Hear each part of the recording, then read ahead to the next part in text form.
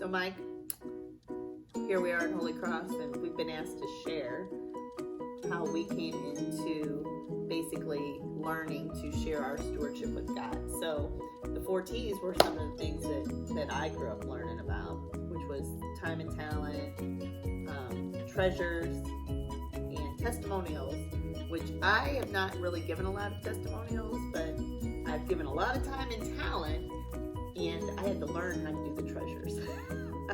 What about you? Well, the time and talent ties in with a lot of what we've seen here this year during the pandemic, and kind of a freak miracle that Donovan started a plan on expanding the bandwidth so that we could do the live streaming and stuff before the pandemic started, so that we only hiccuped the people that are doing all the work here. Only hiccuped a couple weeks with getting things going and getting the live streaming going.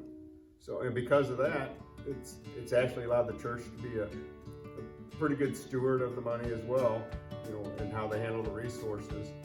And if you got the email the other day about the finances, the expected revenue or budget is, and they're really close.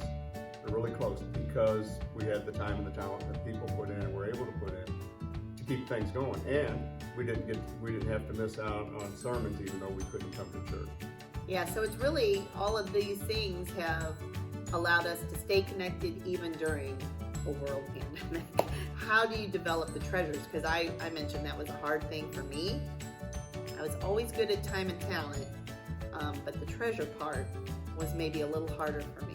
I love the ladder that they shared with us to kind of talk about how you can develop your giving of what you've earned.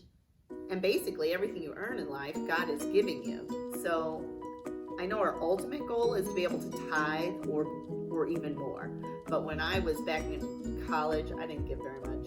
I'd go to church, and basically it was what was in my pocket or my purse I would donate because I wanted to, but I just hadn't planned on being able to do it on a regular basis consistently. They're looking in this stewardship drive to expand by 3% towards your goal of a tithe, and that, based on the average, that's about $10 a month, I believe, for each family. And what's cool is, even if you were an occasional giver, if you bump it up, that $10 a month, that's a huge amount. And during the pandemic, I do know that there are a lot of people in the community that do reach out to our church for assistance. And so if we all try to do the extra 3%, that would allow us to be meeting our budgets as keeping the church open, maintaining what we already offer everyone as far as the Zoom meetings and all the people that are working in the church.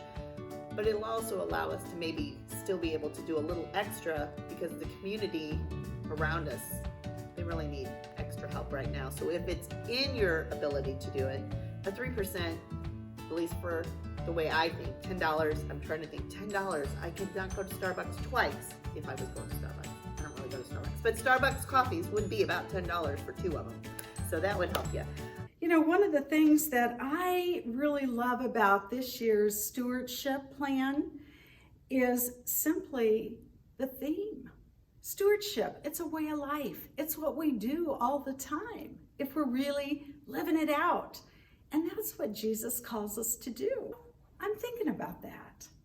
What are we doing out in the world? What are we doing right here in Olive Boulevard?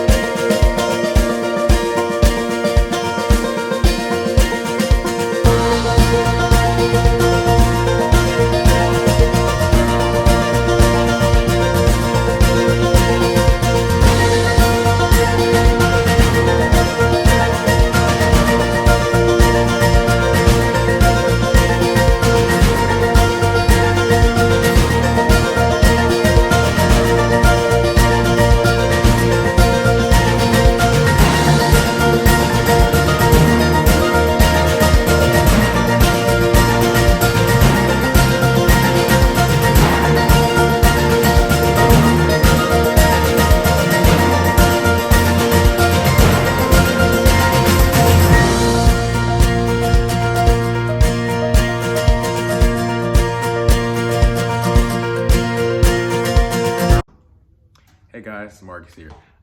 Just wanted to thank you guys for watching. I hope that you learned a little bit more about stewardship and a little bit more about this year's stewardship drive.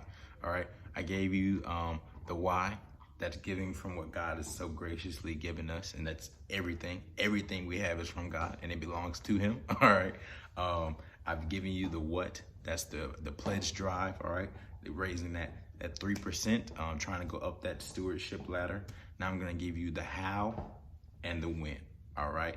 So the how.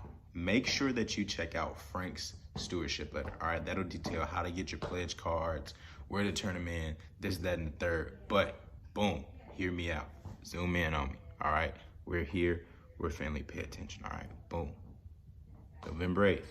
All right, that is the win. November 8th is when we have to turn in all of our pledge cards. Feel free to turn them in before that. Get them in as soon as possible, but the deadline is by November 8th. So thank you for being obedient to what God has put on your heart and what He's guiding you through.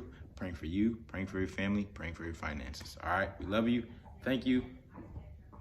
Go God.